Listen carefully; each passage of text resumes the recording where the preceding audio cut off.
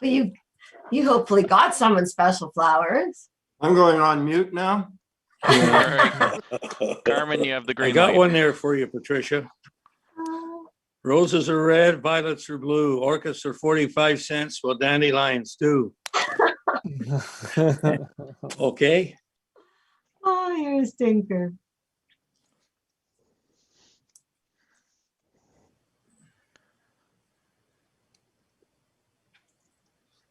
How are we doing there, Brad? We are live. You're good to go.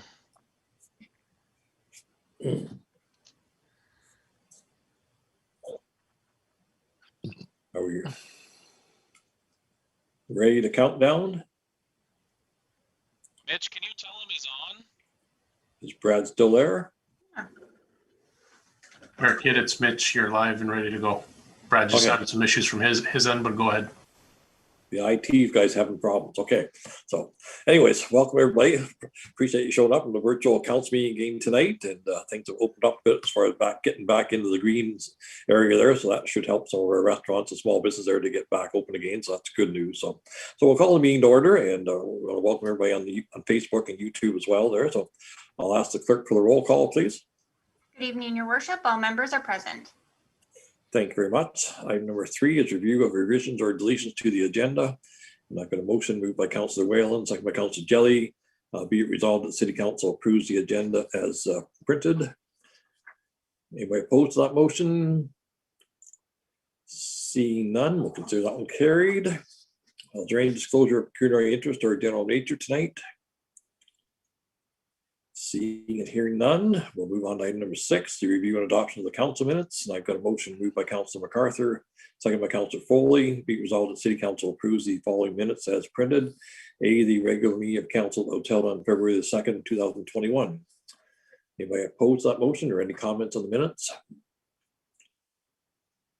Hearing and seeing none, we'll consider that motion carried as well. Thank you. There are no public meetings pursuant to the Planning Act, Municipal Act, or other statutes. We reached the first question and answer period. I don't know if there's any questions at this point, Shelley.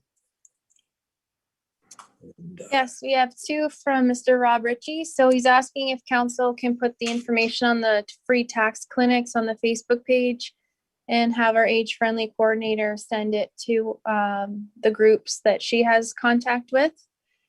And he's also asking if the city is going to give their support to the St. Catharines Universal Paid Sick Days in Ontario correspondence.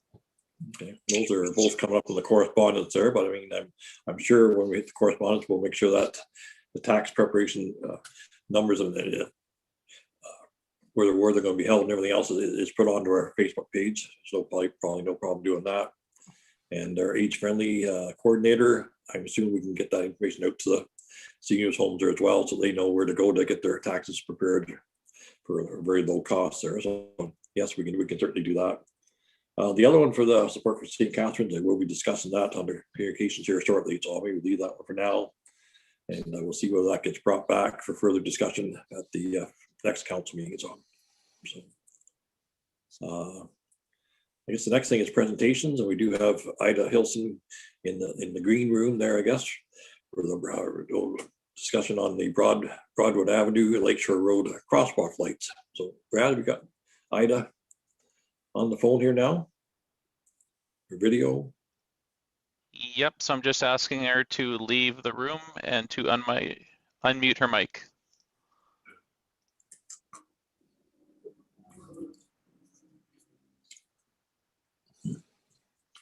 Good evening, Mrs.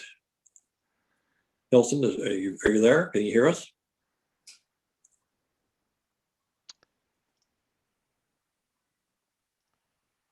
I'll just send her another little message. Okay. She may still be on mute.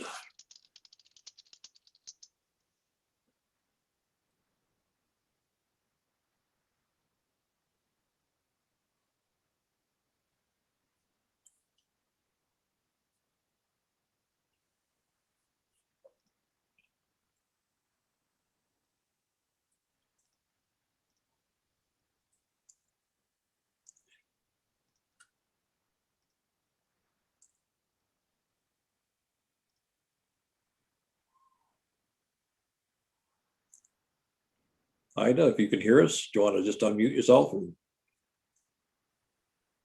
start talking so we can see whether your microphone's working? Yes, my microphone is working. There you are. Good evening. How are you? Oh, I'm okay, thank you. So we're all listening to hear what you have to say. Go ahead. Okay. Dear Council, I am here tonight. I have a concern regarding my lights and crosswalk. I had a concern about people who live at the manor, and I had written a letter to the board and told them it was dangerous for people at the manor. And I also had a concern about 100 Market Street, 105 Market Street, and 154 Market Street. And I had written to council about it. And I had said it was very dangerous for seniors to cross that road. And it took a while, but once Judy Pace was the mayor, it sure got done. And now you're taking it away from me. That's not right. All the people at 105 Market Street fought for those lights and crosswalk. I want my lights, I want my voice to be heard and my lights up. And I make a motion right now that my crosswalk and lights stay up. Thank you. Have you seen the crosswalk on John and Whitewood, Ida? We put that new crosswalk in there 2 years ago now, I guess, Yes, but with the that's not flashing white lights. But that's not right to do that. I've fought for years and years to get that crosswalk, Mr. Mayor, and now you're taking it away from me. That's not right. You're not going to do that to me because I put that there for seniors. If you take that away, somebody's going to get killed. It happened before, and you can't do that to me. But we probably have the same amount of traffic, if not more, on Whitewood Avenue, where the crosswalk is at John Street. And I think people are respecting that crosswalk. They're stopping when that flashing white lights are going at that crosswalk. And I think that's been very safe for students going across there and the public for crossing Whitewood Avenue. So I think it would be the same on Lakeshore if we install the same type of lights there. I just want to say, I had a petition going and all these people want that crosswalk and they're not too happy. But I'm telling you, I am a person who is a strong and outgoing person. I don't need that hurt to me. That really bothers me. That is my crosswalk for all my life till I die. So, yeah, I don't know where the difference is really going to be. I mean, that people will stop for that crosswalk the same whether it's a set of traffic lights and up, but council can discuss that further. Well, I hope they do something about it because I don't want it taken away from me because everybody's very upset. And I fought for that for years and years and years, and I don't want it to happen to me. Okay. Well, we'll have to discuss it. Mike, you got a comment there? Yeah, I would like to talk about it. I think we've already passed it. I think it was passed during the budget. But I think I feel bad that I never asked more questions, and I'm not taking sides either way. But I would like to have a conversation about this in the future, in the next meeting anyway, if possible. Okay. No, we can bring it back for more discussion, but I mean, we sort of figured that was the best. We were looking at about $85,000 to move that set of lights over to Rourke Street for the school crossing where there's 4 lanes of traffic there, and doing the crosswalk where there's 2 lanes of traffic on Lakeshore using just a regular crosswalk. But well, I mean, when I looked out my window that day and saw those lights come up, I was in Jolly, Green Giant. I had a ribbon cutting. Mike Pearson was there. Mike MacArthur was there. It lit up my life so bad. yeah, I don't know who the instigator is, but it's really upsetting me. It bothers me. Yeah. If I thought there was any less safety factor putting this other set of crosswalks in than what we've got with lights, I'm concerned about as well. But I think we're going to provide the same level of safety going across that road as what we have there now by putting this other set of crosswalks in there, Ida. So But we can discuss it more at the next council meeting. Chris, you had a comment? Just thinking maybe we do have a Public Works Committee meeting That's true. coming up on Thursday. Yeah. And we could bring Ms. Hilson's concerns to the Public Works Committee and then bring it back to council at the next meeting. Yeah. We haven't tendered anything out yet, so there's still time for council to consider Ida's presentation and before they make a final decision. Yeah, Kelly can put that on the agenda for Thursday's meeting there. That's not an issue there. And we'll discuss it some more, and then we'll bring it back to council, and council can discuss it some more at their council meeting as well. So. Yeah, well, it's pretty upsetting to me anyway. I never thought this would ever happen to me in my whole entire life.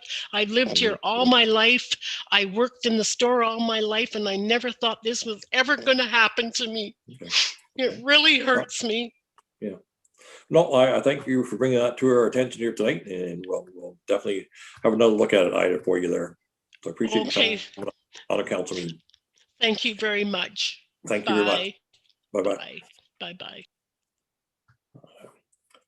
There's no other presentations. We'll move into the communications. 10A is a letter from Dick Farrell, the president from the Little Claybelt Homesteaders Museum, regarding the letter to the mayors, reeds, and council of South Temiskaming, and that was received on January 28th for our information. 10B is a letter from Herb Shields, the community liaison for Northern Ontario for TransCanada Energy, and just regarding some updates they're going to make on the line there around east there. What am I saying? The township there, just west of us here, though. So that's the main line launcher and the receiver program. It's received on January 29th for information. 10C is a letter from Virginia Montemy, the clerk for the township of Evangelo. It's looking for support for the closure of the Ontario Fire College. That was received on January 29th for information. 10D is a letter from Candace White, the CEO, clerk, treasurer for the township of Asphodel, Norwood, looking for support for the community safety and well-being plan. A little more time to get that prepared. That's received on February the 1st for information. 10E is a letter from, I guess we're just regarding their free tax clinics. And it's regarding the 2021 virtual tax clinics from March the 1st, 2021 through April 29th, 2021. That's received for information. We can get that on the Facebook page as well there for that. 10F, a letter from Sylvia Jones, the Solicitor General, regarding the closure of the Ontario Fire College, Gravenhurst campus, received on February the 2nd for information. 10G is a letter from Corey Bridge. Bridge is the Manager of Finance and Treasurer for the Perth County, regarding significant negative impact of current value assessments in Perth County, received on February 2nd.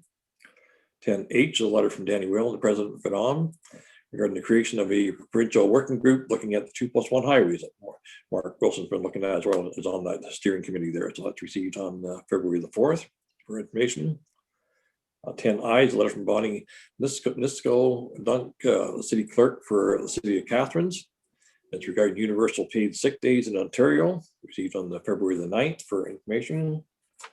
10J is the Ontario Real Estate Association for small towns, big opportunities, unlocking growth in Ontario's rural and northern communities report. And there's a motion to be presented on the new business there.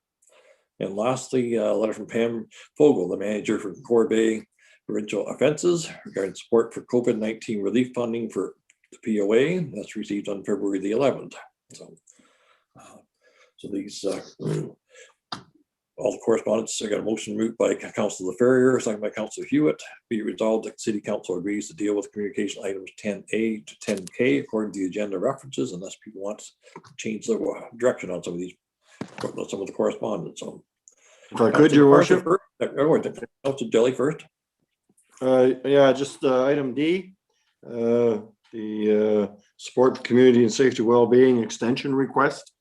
I think that we should bring that back and support it. We know in this area, we're just getting into that now. It is a lengthy process. I understand the minister, did say they would make some exceptions, but I think we should make our voice heard. That with COVID and everything else, it was very hard to get everybody on board and involved. So I do have a meeting tomorrow night with DSAB, so I'm sure I will hear more tomorrow evening, but I think we should bring that back to support it if we could. And other than that, The item K, the Gore Bay provincial offenses, we might want to take a look at bringing that one back. I believe we may have got some funding, but we could perhaps clarify that with Chris and bring it back if necessary. Thank you. So there is a resolution on tonight's agenda Oh, sorry about that. supporting the Gore Bay Okay. petition on POA. Yeah. Sorry about that. I forgot to read the last sentence here. I did read it before, but I did not. Okay. Councilor MacArthur. Yes, I would just like to some information on the letter from Dick Farrell to do with the Clay Belt Museum. I guess he's looking for donations from the different areas, and I'm just wondering how, if anybody keeps track, and how are the outlying areas supporting the Clay Belt Museum? Obviously, Temiskaming Shores is, like the airport and a few other things. We sure like to see all the municipalities help out. How is this particular topic, the Clay Belt Museum? How are we doing there financially? Like, we do give them some support yearly, eh, Chris? So we don't give them any financial support, but we no. do a Yeah. considerable Profit. amount of in-kind support. So the Yeah. building that they are in, they do pay us $1,000 a year rent for that. But we cover things like the insurance on the building, all the groundskeeping and the snow removal. We also look after the fire alarm system that's in the building and any building maintenance issues that are not leasehold improvements, like painting and that sort of thing, but anything that requires structural attention, we also look after that. So we don't provide them any direct financial support, but we do provide a number of in-kind services to the museum. To answer Councillor MacArthur's question, so it is a separate nonprofit corporation. And so they don't have any obligation to report to us on what they get from other municipalities. But I know in the past they did get a support from a number of smaller municipalities that used to contribute $200 each. But I haven't heard for a long time if that arrangement is still continuing or not. Maybe Okay. what I'll do is I'll just keep in touch with Dick Farrell there over the next couple months and see how his donations are coming from other municipalities, and then we can bring it back to council again. I know that they've been closed off for a year now, so it's tough for them to keep going. But I mean, I think we'll just monitor what the other municipalities are doing, and then we can bring it back for more discussion in a couple months' time. So, yes, Danny, go ahead. Yeah, just quickly, if I may, on items C and F, which are the same topic, being the Fire College in Gravenhurst. When that first came out, I did quite a few phone calls across northeastern Ontario, and the consensus is the same across northwestern Ontario, where this is not really seen as being detrimental. In fact, when the fire facility was put in the Northern College in Timmins, part of that action was the possible elimination of the one in Gravenhurst. So this closure is actually fairly well supported across the north by the fire chiefs, including our own. There was discussion that if you send somebody to Gravenhurst, it's subsidized by the province, that it will not go above $65 a day. And I had a meeting with Minister Jones, and she seemed to echo that will stay in place. So I don't really see this. While it is unfortunate to see anything close, we don't see it as being really detrimental to the volunteers across the north. So I just wanted to say that in fact, it's even been in some of the media that many of the fire chiefs are vocally supporting the closure. So I know Steve Langford and Chris and I and a number of councils went up to Timmins to see that new facility up there. Yeah. And we're quite impressed with what they have. So I think most of our firemen, if we want to send firemen for training, we'll actually send them to Timmins rather than Gravenhurst. And that sort of was the decision made there a couple of years ago. So yeah, and sometimes we forget what we supported a few years ago when we see actions taken today. But if you put the whole story together, it's not really detrimental to the north. No. So any other comments, any other correspondence you want brought back for further discussion?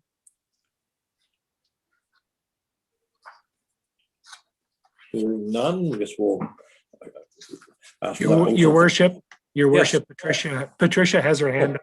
Oh, I can't see Patricia on my screen. That's my problem. I may have to switch to Chris for Patricia there maybe, but I can see 8 people on here and Patricia's a little dot up in the top center. So. Not a Patricia, problem go here, ahead. Worship. Thanks so much, Councillor LaPerry, for flagging that. Primarily, I wanted to thank you, first of all, for flagging item E, one of our constituents, for mentioning about the free virtual tax clinics.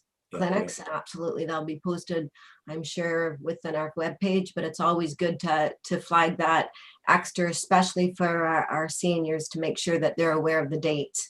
I also wanted to bring back Jay to the table. I know in regards to our RIA that we have an item to discuss in regards to putting a proposal that it be brought back, but I'd also like to see it shared with the Economic Development Team as well as Northern Policy Institute, and have a more of a collaborative approach to spread that word a little bit broader. I know we spent some substantial funding in regards to the Come North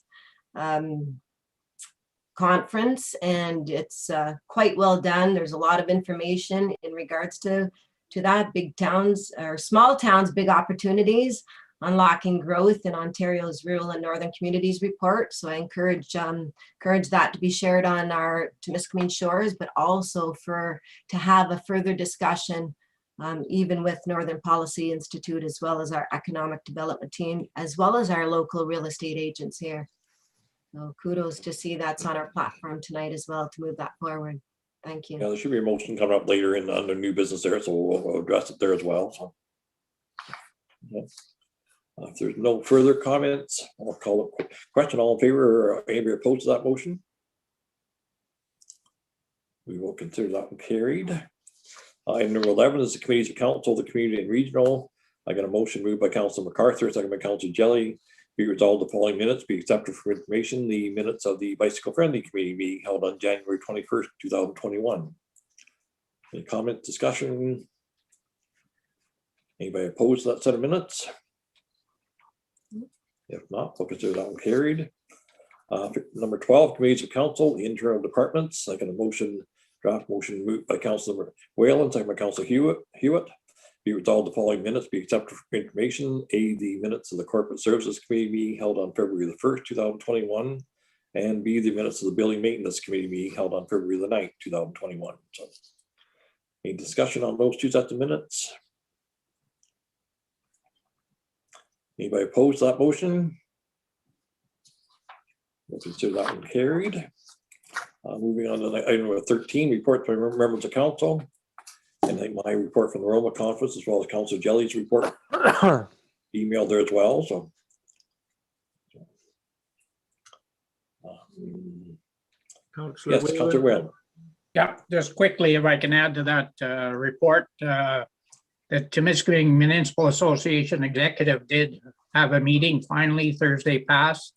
We're hoping to have, now that we're in the green, hoping to be able to arrange a full membership meeting in the coming months. We did discuss, we had a presentation from both the Public Health Unit and the DSAB regarding the Community Safety and Wellbeing plan. And it was supported that we do this on a regional basis, including everybody across the district, as well as including Temiskaming, simply because Temiskaming is kind of in a split situation where they're under the Nipissing DSAB.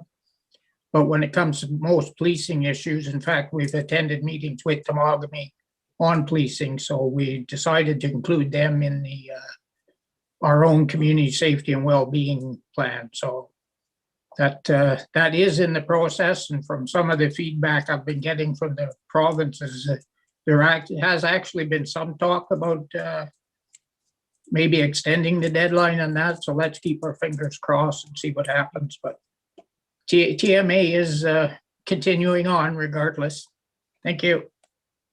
Just to clarify, Chris, I think we're still limited to 5, total maximum 5 people indoors for me at this being in the green. I reviewed the green this morning. Yeah. It looks like 10. Is it 10 now? Yes. Yeah. Okay. That's still gonna be trouble trying to do a TMA or a TMAG meetings, but Yeah, it could be a while. Hopefully within the coming months, we'll be able to get the membership together again. Yeah, we'll get back up to 50. We should be able to do that easily enough. So, okay. Yeah. Good. Any other reports from members of council? If not, he knows the motions tonight. Hearing none, I guess we'll jump into the new business. 15A is looking for support for the use of automatic speed enforcement photo radar by municipalities in the township of Southwest Oxford. And I got a draft resolution moved by Councilor MacArthur, seconded by Councilor Foley, whereas the township of Southwest Oxford County approved a resolution in support of photo radar by municipalities at its meeting held January the 5th, 2021. Be it resolved, the Council for the City of St. George hereby supports the township of Southwest Oxford's resolution for use of automatic speed enforcement being photo radar by municipalities. And then a copy of this resolution be forwarded to the Premier of Ontario, the MPP for Temiskaming Cochrane, the Association of Ontario Municipalities, and the Township of Southwest Oxford. So, any discussion, comments? Councilor Whalen? Yeah, I'm just wondering, I didn't see it anywhere, and it's maybe irrelevant, but when we register this unit or apply for it, do we have to register a location, or is this a portable unit? I think it was actually a fixed unit within this township. Now, I think Ottawa uses them as well. And I'm not too sure whether they're portable or whether they're fixed. I mean, it'd be more of a theft issue than anything else there. I think they are self-sustained, but they don't need to be hardwired in. But it's just a matter of whether or not we fix something so they can't be stolen. But No, I was just wondering. I didn't see it anywhere if we had to register location. Well, Thank you. I assume the province is going to have to authorize certain municipalities or all municipalities to be able to put it through a bylaw that we actually can use them within the municipality. So it may take a few months to get that through the provincial government. So if I could, Your Worship, yes, I had to, my attention was taken away when Councillor Whalen was speaking there. So I didn't quite get what you meant by the radar itself. Most photo radar, as I understand it, is put up on your lighting system in the cities and in strategic areas. I don't know that it's photo radar is actually something that you sit on the side of the road.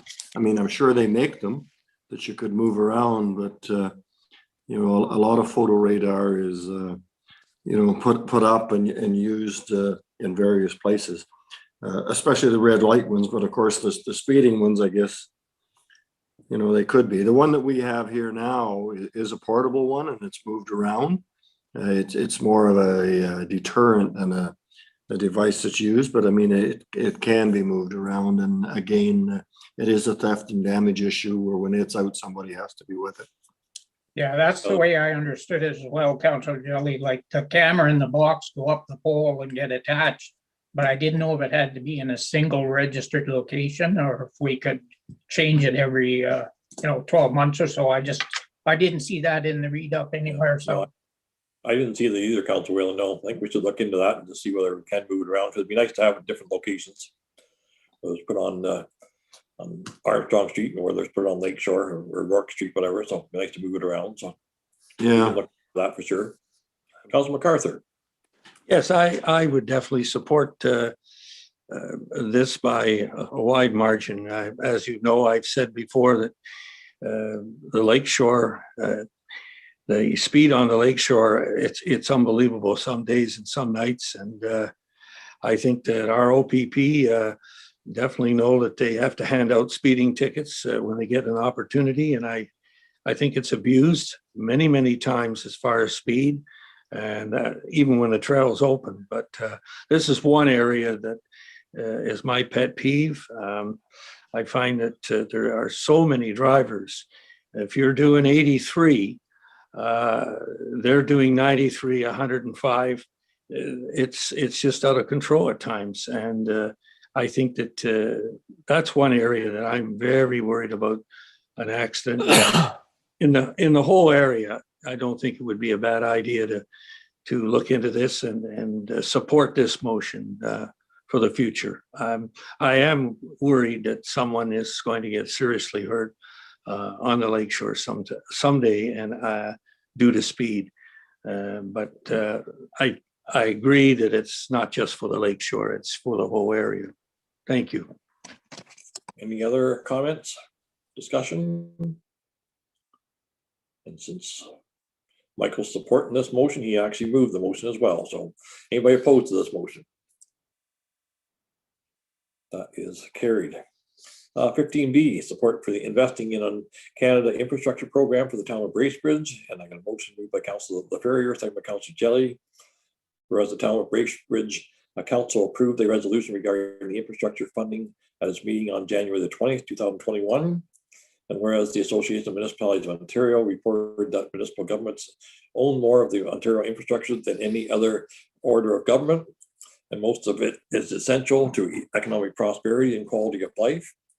And whereas municipalities deliver many of the services that are critical to residents in every community, and these services rely on well-planned, well-built, and well-maintained infrastructure, and a whole bunch of other whereases down to the end of that page. Now, therefore, it is resolved that the Council of the City of St. George hereby supports the town of Bracebridge resolution. Number one, that the federal and provincial governments provide immediate, broad, and substantial municipal funding opportunities for well-planned, shovel-ready projects already prioritized under municipal asset management plans to provide immediate stimulus to the local, provincial, and the federal economies in order to rebound from the impact of COVID-19, the pandemic.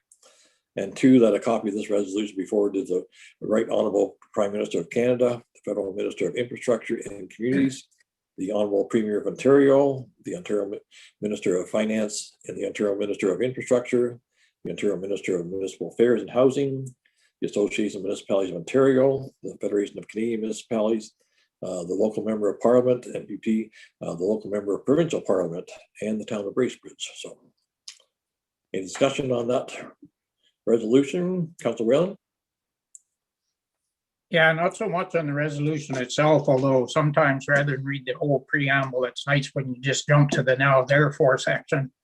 But I just wanted to say for any member of the public that have picked up on how much time and effort we put on our asset management plan. Here it's another municipality referencing it as far as being able to fund their infrastructure projects. So it's just another example of how important that plan is. Other than that, I support the motion. Yeah. So, any other comments?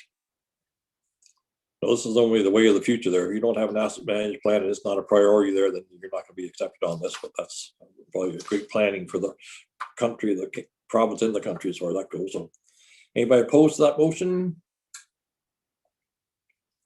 That would be carried.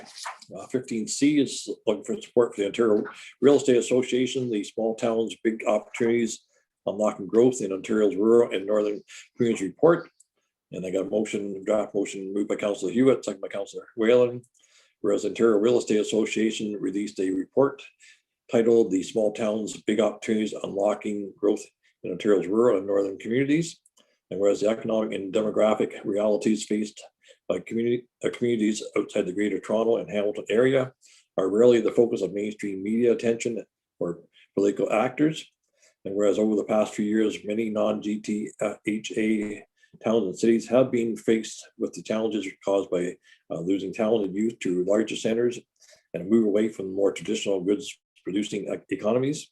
And whereas in the midst of these social economic challenges, the COVID-19 pandemic brought new obstacles, however, also created renewed opportunities for many communities. And whereas thousands of Ontarians no longer need to live near their workplace, while thousands have used the pandemic as a platform to accelerate plans to move to smaller locales. And whereas if the provincial government can capitalize on this momentum to help rural and northern small towns turn its small-term rebound into long-term growth, thereby raising the quality of life, average incomes, and future prospects of the millions of Ontarians who reside outside of the GTHA. Therefore, be it resolved that the Council for the City of Temiskaming Shores hereby supports the Ontario Real Estate Association's 15 recommendations contained within the Small Towns, Big Opportunities, Unlocking Growth in Ontario's Rural and Northern Communities report that aim to create and attract jobs, reverse the out-migration of small talent or young talent, close the infrastructure gap, and foster more housing starts. And further, that a copy of this resolution be forwarded to the Honourable Steve Clark, Minister of Municipal Affairs and Housing, the Honourable Laurie Scott, Minister of Infrastructure, the Honourable Greg Rickford, the Minister of Energy, Northern Development Mines, the Honourable Pete Russell Palby, the Minister of Finance, and the Honourable Ernie Hardeman, the Minister of Agriculture, Food and Rural Affairs, and the Ontario Municipal Association, ROMA, the Federation of Northern Ontario Municipalities, and John Bantoff, MVP for Temiskaming. So, any comments, discussion on that resolution? Anybody opposed to that motion? We will consider that one carried. Moving on to 15D, looking for support for the COVID-19 relief funding for POA, the Gore Bay Provincial Offences. And the motion draft resolution made by Councillor Jelly, second by Councillor Ferrier.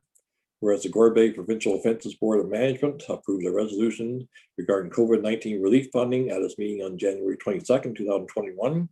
And whereas the POA Board of Management is concerned with the current financial status of the Provincial Offences Act of the Gore Bay Court Services, and whereas Gore Bay is operating at a deficit in excess of $22,000, which is unprecedented, and whereas the deficit is directly attributable to restrictions imposed by the province as it relates to the provincial's response to the COVID-19 situation, and whereas the province has had almost 1 year to find a solution to ensure safe and continued operation of the provincial offences court system in Ontario, and whereas the province transferred the POA operation to municipalities in year 2000, with the expectation that it would operate on a profit and not negatively impact the financial status of the participating municipality.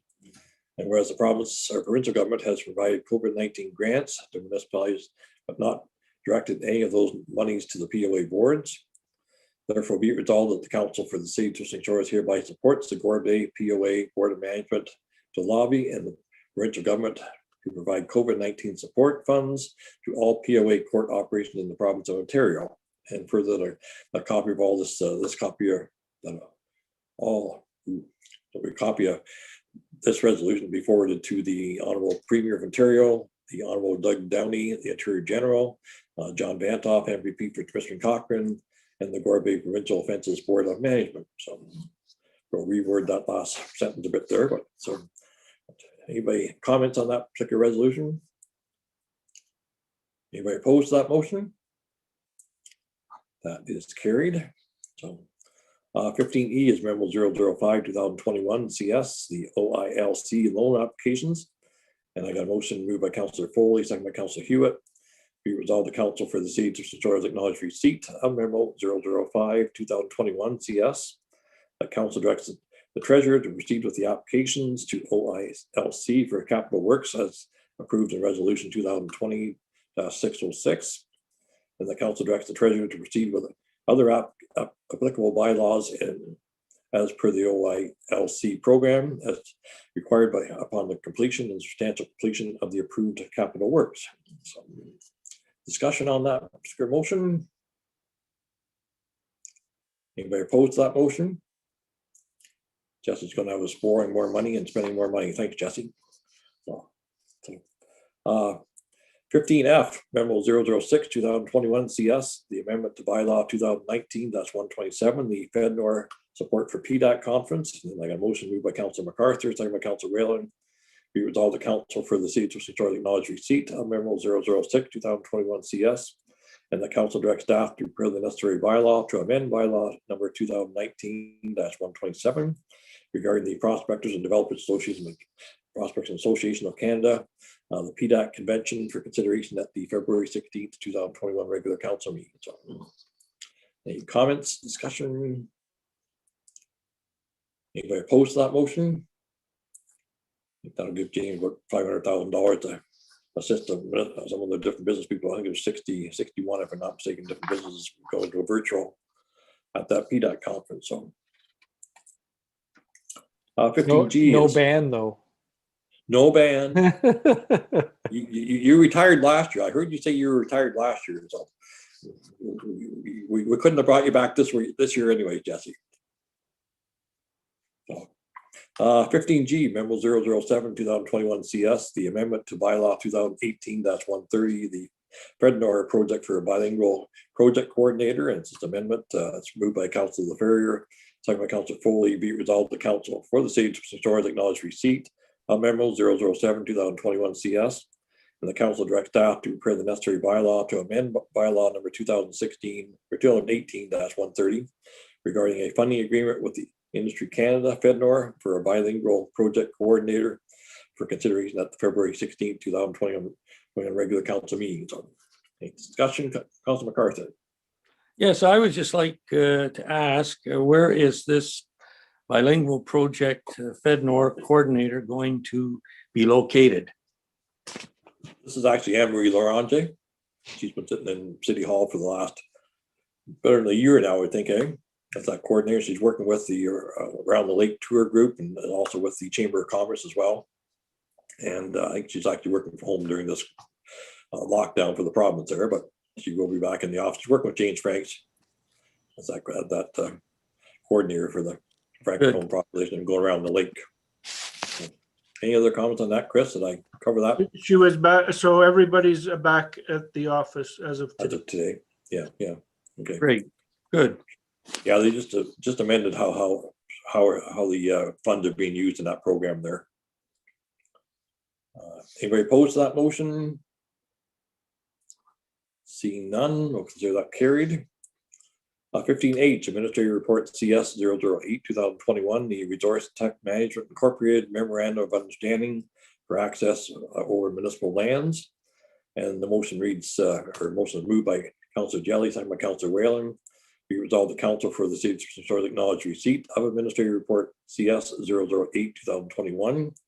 And the council directs staff to prepare the necessary bylaw to enter into a memorandum of understanding with Resource Tech Management Incorporated for the purpose of accessing city-owned parcels for timber harvesting activities on Crown land for consideration at the February 16, 2021 regular council meeting. So I understand, Logan, that it's just a very short piece of the property that the city owns that they actually have to have access to get into the Crown land.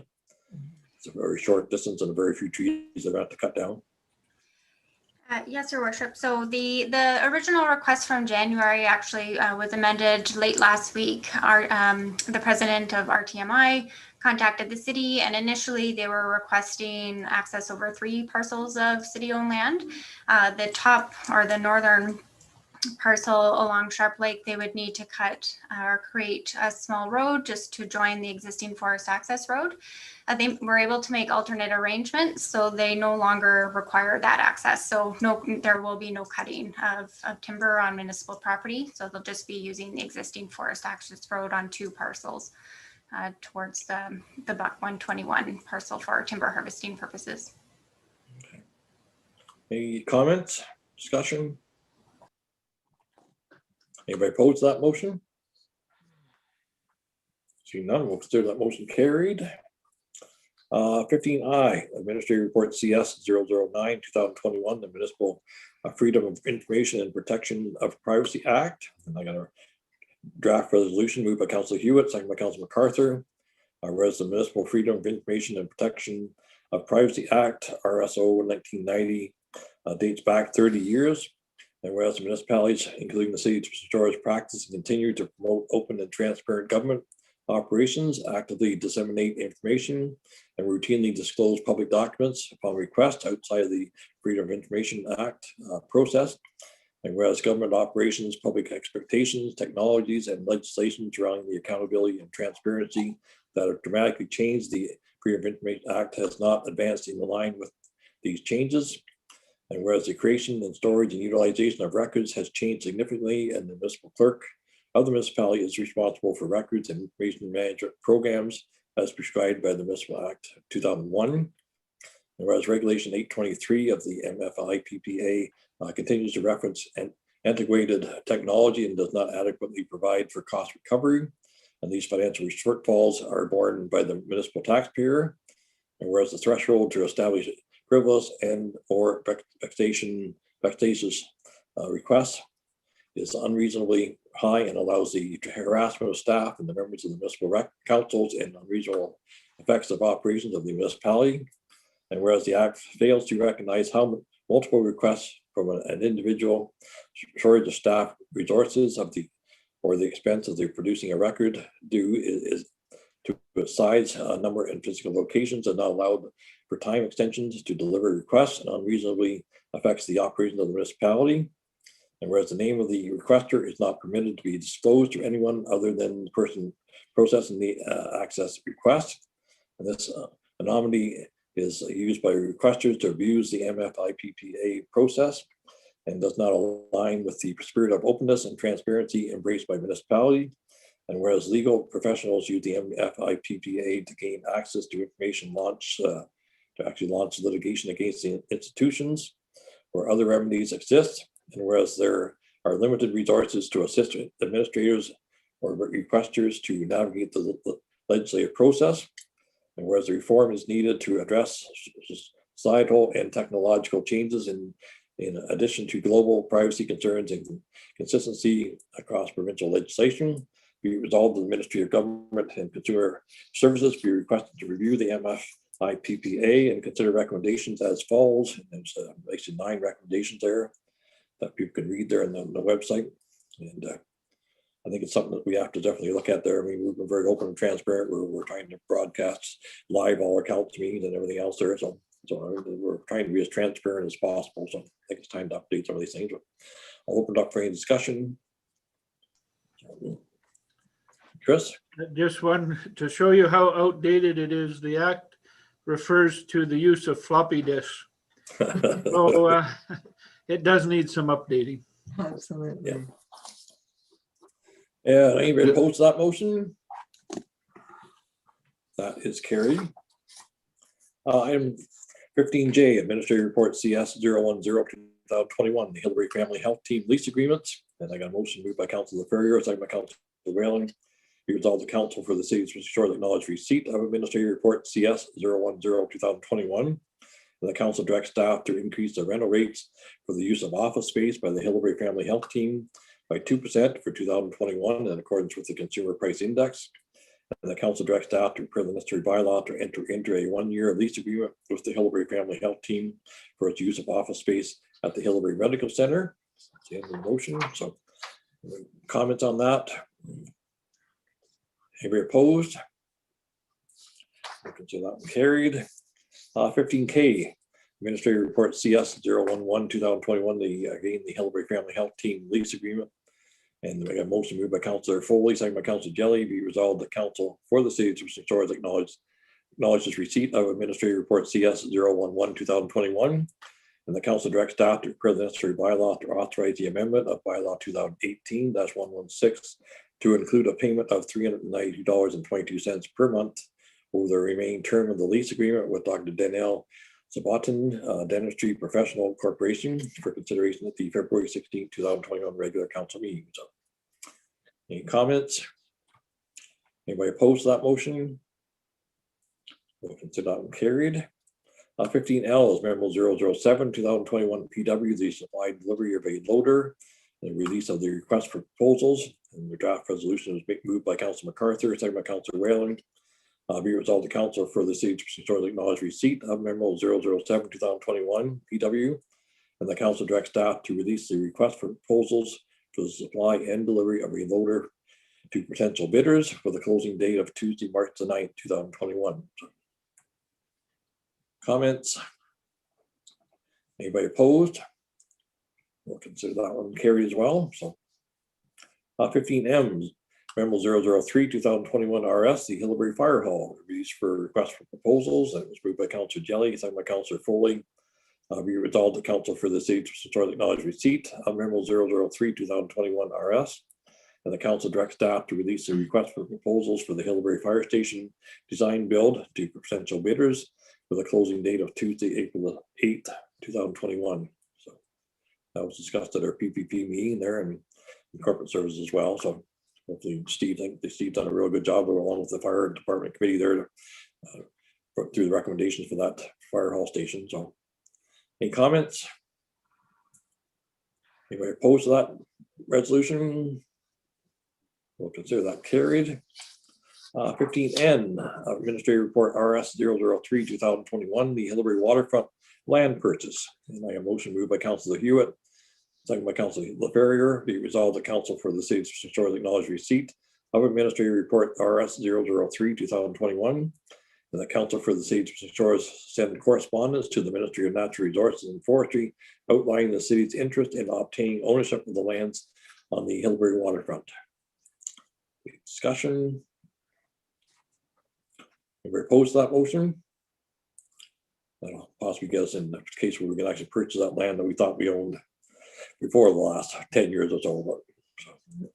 15O is Administrative Report RS 004 2021, the CJTT window replacement project. And I've got a draft resolution moved by Councilor MacArthur, second by Councilor Whaler. Be resolved the Council for the City of St. George acknowledge receipt of Administrative Report RS 004 2021. And the Council for the City of St. George directs staff to complete a full replacement of the windows at CJTT at a cost of $29,778.92 plus HST, as per the quotation received from R&L Gutters. And the Council approved the relocation of $12,000 from the Melishgood Marina Capital Project to the CJTT window replacement capital project. Any comments? Anybody opposed to that motion? We'll consider that one carried. And moving on to bylaws. Moved by Councilor Jelly, second by Councilor Hewitt. Be resolved that bylaw 2021-019, being a bylaw to authorize certain new capital works of the Corporation of the City of St. George to authorize the submission of an application to Ontario Infrastructure and Lands Corporation for financing of such capital works, to authorize temporary borrowing from OILC to meet expenditures in connection with such capital works, and to authorize a long-term borrowing for such capital works through the issue of debentures to OILC. So that's the bylaw 2021-019. Bylaw 2021-020, being a bylaw to authorize certain new capital works of the Corporation of the City of St. George to authorize the submission of an application to Ontario Infrastructure and Lands Corporation for financing of such capital works, to authorize temporary borrowing from OILC to meet expenditures in connection with these such capital works, and to authorize long-term borrowing for such capital works through the issue of debentures to OILC. Bylaw 2021-021, being a bylaw to amend bylaw 2019-127 to enter into an agreement with Her Majesty the Queen and Right of Canada, as represented by the Minister of Industry, FedNor, for the Northern Ontario Pavilion at the 2021 PDAC event in Toronto, the project 852-512434, the amendment number 1. Bylaw 2021-022, being a bylaw to amend bylaw 2018-130 to enter into a funding agreement with Industry Canada FedNor for a bilingual project coordinator amendment there for project number 39E 511659, amendment number 3. Bylaw 2021-023, being a bylaw to enter into a memorandum of understanding between the Corporation of the City of St. George and Resource Tech Management Incorporated for the purpose of accessing city-owned parcels for timber harvesting activities on Crown land, parcel number 8942 NND and parcel 19357 SST. Bylaw 2021-024, being a bylaw to authorize a lease agreement with the Hillbury Family Health Team for the rental of space at the Hillbury Medical Center. Bylaw 2021-025, being a bylaw to amend bylaw 2018-016 as amended to enter into a lease agreement with Dr. Danielle Zabata, the Dentistry Professional Corporation, for the rental of space at the Hillbury Medical Center for the dentistry practice. And lastly, bylaw 2021-026, being a bylaw to enter into an agreement with Xylem Incorporated for the supply and delivery of a prefabricated single-phase lift station for the Rotary Splash Pad project. Approval at the February 2nd, 2021 regular council meeting. These bylaws be hereby introduced and given first and second reading. So, Any comments on those bylaws? Anybody opposed to that motion? We'll consider that motion carried. Next resolution is moved by Councilor Ferrier, second by Councilor Foley. Be resolved that bylaw 2021-019, 020, 021, 022, 023, 024, 25, and 26 be given third and final reading, be signed by the mayor and clerk, and the clerk will seal affixed thereto. So last chance to make comments. Anybody opposed to that motion? We'll consider that one carried. Item number 17 is schedule council meetings. Our next one is scheduled for Tuesday, March the 2nd at 6 p.m. And then the subsequent meeting after that is Tuesday, March the 16th. So second question answer period. Any questions there, Shelley? Yep, just Public? one from Mr. Ritchie again. So Okay. he's asking, does council think that the John Street crossing for the high school students is the same for the Lakeshore Road lights with seniors and other residents in that area? Council must listen to its citizens, and can council not come up with a lower cost to change or keep the Lakeshore Road lights and another way of controlling traffic on Rourke Avenue? Well, I guess it's up to council. They can voice their opinions there. I mean, in my mind, there's just as much traffic, if not more, on Whitewood. And we've had excellent response to people abiding by the flashing white lights for that crosswalk on John and Whitewood. I don't think they're any less safe than actually having the traffic lights. I think there is some confusion when you get down to that three-way intersection on Lakeshore and Broadwood. There's confusion as to who can actually turn where and when. So this may eliminate that issue there. But I mean, I'm open to any other comments the council's got there, but we can certainly discuss it more at PPP and the next council meeting as well. But so I know it's about $40,000 putting in that crosswalk at Whitewood and John. So, but actually set of traffic lights will be at least double that, probably close to 100,000. I would think put another set of traffic lights on work. To put another set of traffic lights there. But any other comments by council at this point? So, and we'll bring it back next to council meeting as well. But so, I don't think we're putting any more at risk than what we are with the traffic lights. I bring the crosswalk there myself, but we'll bring that back. Councillor Hewitt had her hand up there, kid. Okay, yeah, so go ahead. Thanks, Chris.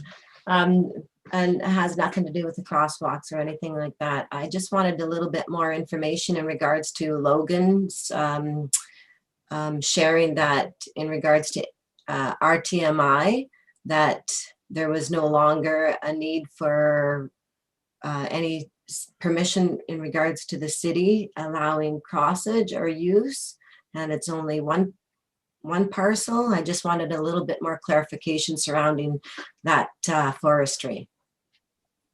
Certainly. So essentially, the original request was for three parcels of land, one to create a road.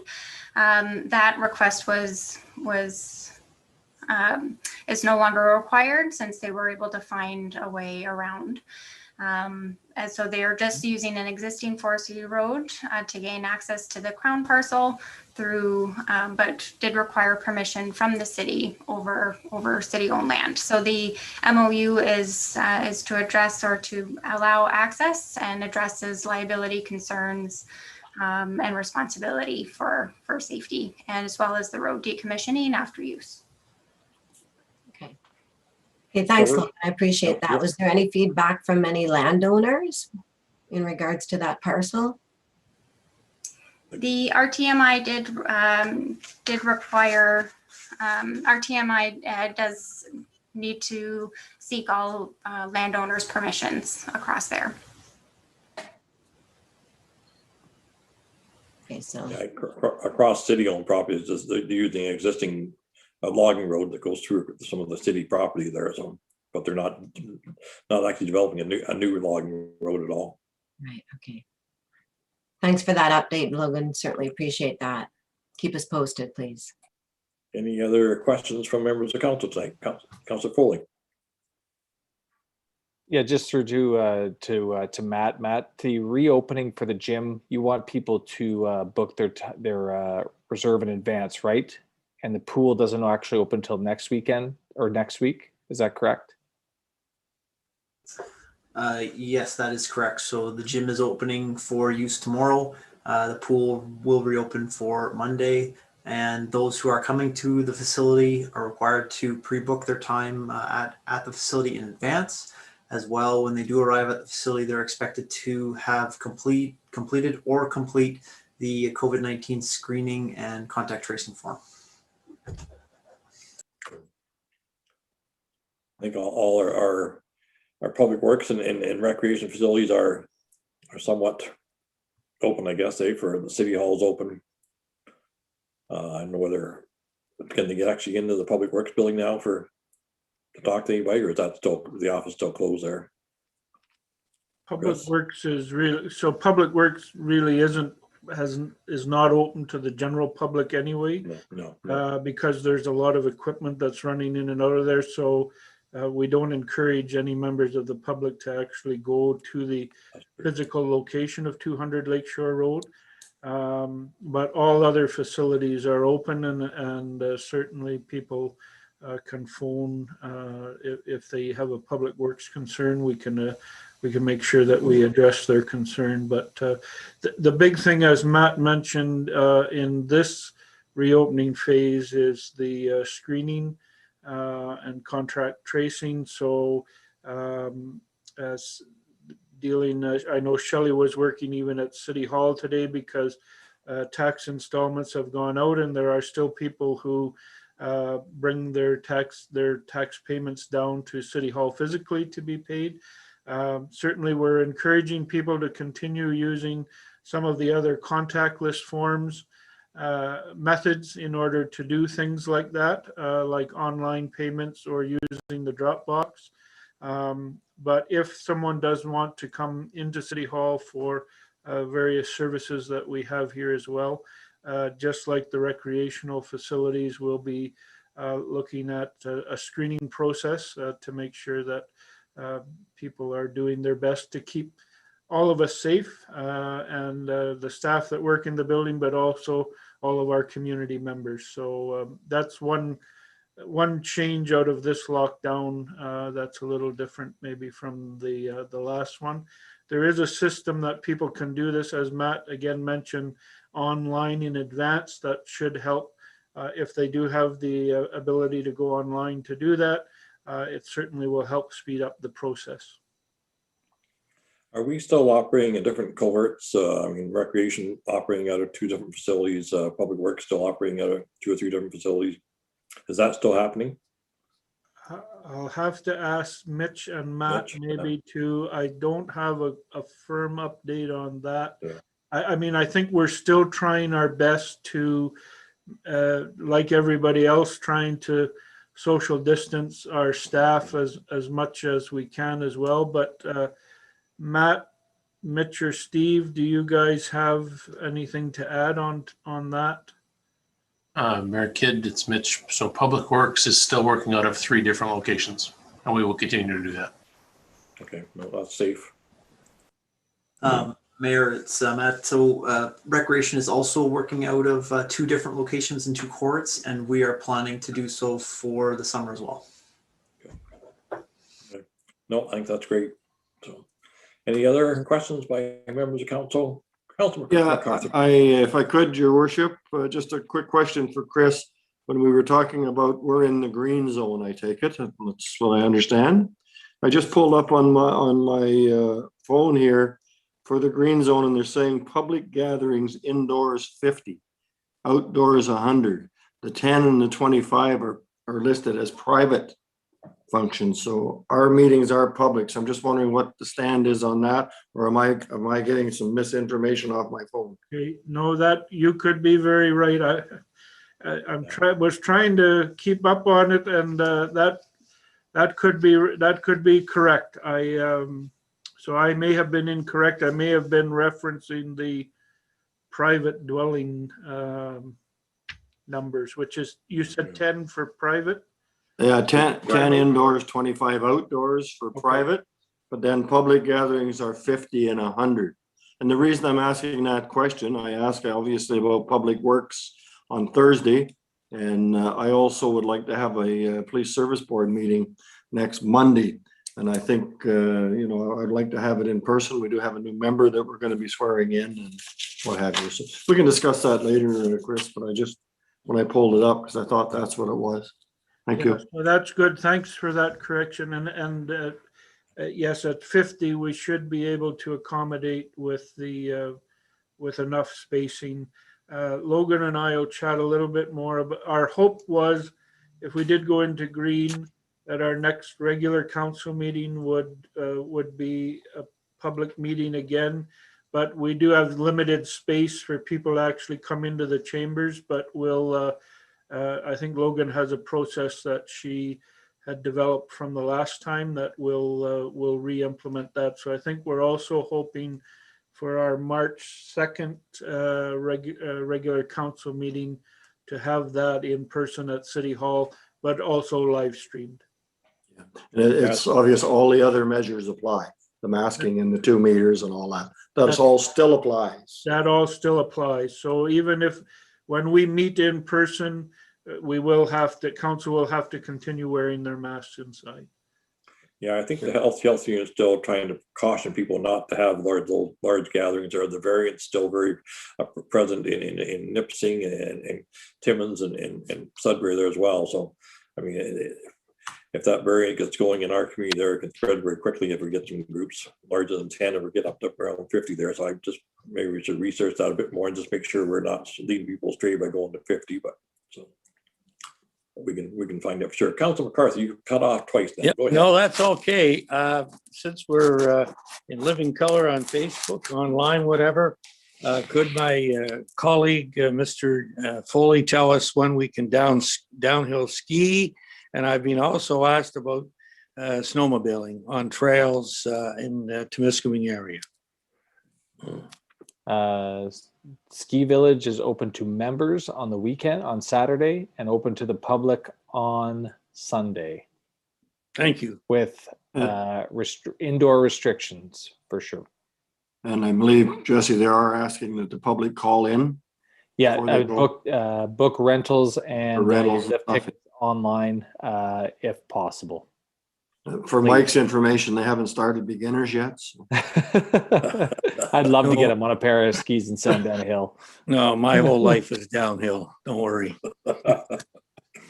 Yeah, I don't know what the snowmobile trails. I haven't heard anything from Bill there. He'll probably be on the radio by Thursday, like we determine whether there's enough snow and whether the trails have been packed enough to get the snowmobile trails open there for the public. I think the snowmobile trails have been open in this area. The signage I don't think has really been up too much, but yeah, no. Well, the lake's marked. Anyways, I don't know either, Your Worship. I'm not being confrontational. I just I heard that they had groomed some more trails and they had them open. So anyway. Yeah, the last I heard from Bill was that they've groomed them, but there was still too much debris in that and branches and roots and stuff. Yeah, and could be. They hadn't opened, but we'll have to see. We've got some fresh powder there in the last couple of weeks, so they may be ready to open up officially. So, any other questions? Yeah, and I know you can't see me, so maybe I'll jump in there, Your Worship. Okay. In regards to your report for Roma, your virtual attendance, you had 2 items that I was interested in hearing a little bit back on, and one of them is in regards to the agriculture sector and the losses that they've suffered, and particularly due to COVID and some of the issues surrounding that. And then the other one I'd like to hear a little bit more about is in regards to cannabis operations and the illegal use of pesticides. So I'd just like a little bit more. So thanks for that report. Appreciate it. Yeah, that was quite an interesting session there. I know Health Canada has had a lot of troubles with COVID, going out and doing actual inspections there, so they haven't really been doing any for the last year. And I think people are getting away with a lot. A lot of their permits allowed for a certain number of plants and a certain number of kilograms of product to be sold to the medical marijuana market. But they're actually finding their production is doubling and tripling what they're actually were expecting way back when they put the applications into Health Canada. So some of the facilities are then using that extra third or 2/3 of their production and entering into the general market there as well. So and a lot of that will end up, maybe you can get into the black market as well. So they really didn't have a whole lot of control there, what was going on there.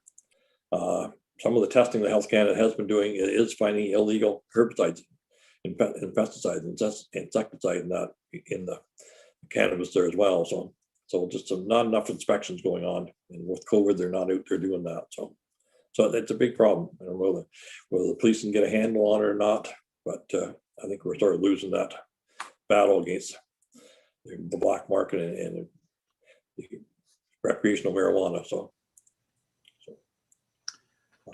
Chris? Mayor Kid, if I just on further on the COVID related and entering the green zone, and to follow up in your comment about the health unit still encouraging us to do things carefully because of the variants, and so there still are a lot of outdoor recreation opportunities as well for people to get out and enjoy. So I know the skiing path is going to be continued. There's snowshoeing opportunity at Pete's Dam and Buck Park, and general walking or outdoor rink at Shaver Park and Diamond Rink. So there's still lots of opportunities as well for people to make sure that they can safely distance, and as well as our indoor facility. So I just wanted to add that because you are right, the health unit is still encouraging us to enter this lockdown carefully. Yeah. I think there's probably still ice rentals available there as well, Matt. I see the arenas are open as of today, but I assume there's probably ice rental times available. So we haven't had a ton of time to get organized since the announcement just was made on Friday, but we have organized with our regular renters. And so there are times available for people to rent ice inside if they would like, and they can do so by contacting City Hall. Okay, thanks, Matt. Any other comments before we go into a closed session?